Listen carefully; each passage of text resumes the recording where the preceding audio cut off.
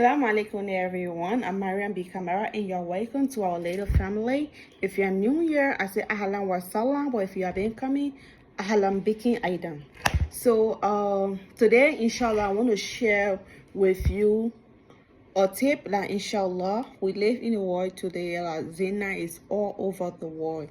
It has even gone to the extent that people see it as normal thing. I mean, it is it does not, I mean, it's not a sin anymore. It's you just forced to do it. It's a competition and whatsoever people call it.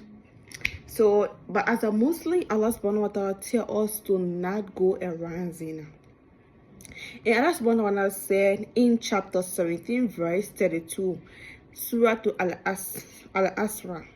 He said, and do not approach unlawful sexual intercourse. Indeed, it is ever an immorality in its evil way. So Allah subhanahu wa ta'ala tell us to not approach sexual intercourse that is unlawful, which means you are not married to a person. You don't have the right to sleep with that person or have any intercourse affair with that person or intimacy. So Allah subhanahu wa ta'ala. So as a Muslim, inshallah, I just want to give several ways in which, inshallah, by the will of Allah subhanahu wa ta'ala, when we put it to practice, bi'idhnillah, is going to work. That we can protect ourselves from zina as a Muslim. So number one is, let me just say, firstly, you need to have the intention. If you really want to do it, you can do it. Number one is salat. Salat protects you from zina. But some might say, okay, others perform that salat, but they are still having effort.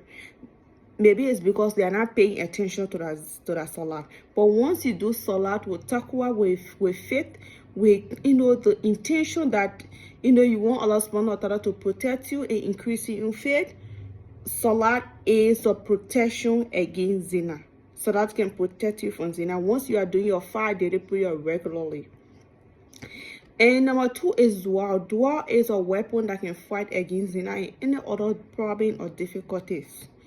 By making dua, and whenever you pray, making dua to Allah subhanahu wa ta'ala to protect you, to against defies, to make you to have that patience, whether you're a female before getting married or you're a male, before getting married. If you want to do it, to ask Allah subhanahu wa ta'ala, make dua, sincere dua to Allah subhanahu wa ta'ala to protect you, from that shameful immorality. And number three is fasting. Fasting is a shade that can protect you from zina or any other sin that is major. Whenever you fast, you are fasting to Allah subhanahu wa ta'ala. Allah subhanahu wa ta'ala make you increase your faith. You are under the shade of Allah subhanahu wa ta'ala. To Allah subhanahu wa ta'ala increase your faith. So fasting is another thing that can protect you from zina. And the fourth one is focusing on yourself. Whether you're a female, it's not only you don't have to have everything, and you don't have to have intimacy with a particular person before you want what you want. But as Allah subhanahu wa ta'ala investing in yourself, it can also help by focusing on yourself and see how best you can take your life to another stage. And asking Allah subhanahu wa ta'ala and waiting for that, particular person that Allah subhanahu wa ta'ala destiny for you. This can also protect you from zina. The next one here is make pleasing Allah subhanahu wa ta'ala your main goal. To making pleasing Allah subhanahu wa ta'ala your main goal is that doing everything in your capacity, your limited way to please Allah subhanahu wa ta'ala, that whenever, even if you are alone, just imagine that Allah subhanahu wa ta'ala is looking at you wherever you are. Imagine that someone is there with you and Allah is the one that is looking at you. Whether you are in the darkest place or places you feel like no one is watching, just have that imagination that just have that imagination. Someone with iman will always think that Allah is always watching. Even though there's no one here looking at me, I'm in a place that is hidden from the world, but Allah subhanahu wa ta'ala is ever watchful. So once you have that imagination wherever you are, even if you want to try to commit zina, you know that whether the door is closed, whatsoever, whatever, knows that Allah subhanahu wa ta'ala is close to you more than a bone in your flesh. So Allah is more closer to you than you can ever imagine. So once you have that thinking and you fear Allah subhanahu wa ta'ala, this can also protect you from committing zina. And the next one is practicing mindfulness and self-control. Sometimes we say, oh, we don't have, I don't have control over it, I'm a human, my feeling is so high, I can't control myself, even though I'm not married now, but I can't control myself, I need to do it, the feeling, all of those things. You have to, as a human, you have the right. Allah have given you that right.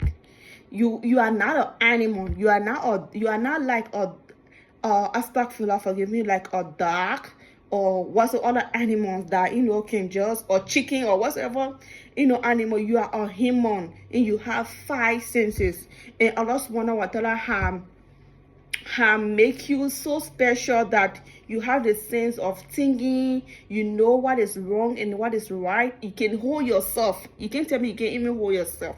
You can hold yourself once you want to do it, for the sake of Allah subhanahu wa ta'ala. Like I say, listen, all of those things, undergoing it, you can fight it, and keep making dua, and inshallah Allah subhanahu wa ta'ala will answer your dua.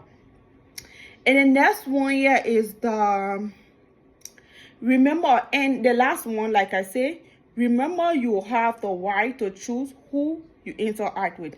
Sometimes we might say, oh, it's because I'm in an environment where zina is all over to my doorstep, wherever I'm going, I'm seeing it and all of those things, or I'm in the gathering where, maybe I have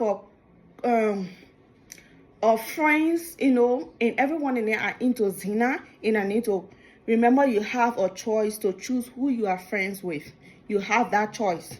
So it is a responsibility if you want to remain in that friendship, because they are committing zina, and you want a friendship, or you want to obey Allah subhanahu wa ta'ala, you want to please Allah subhanahu wa ta'ala. So you have the choice, just like you have the choice to keep on your hijab or to remove your hijab.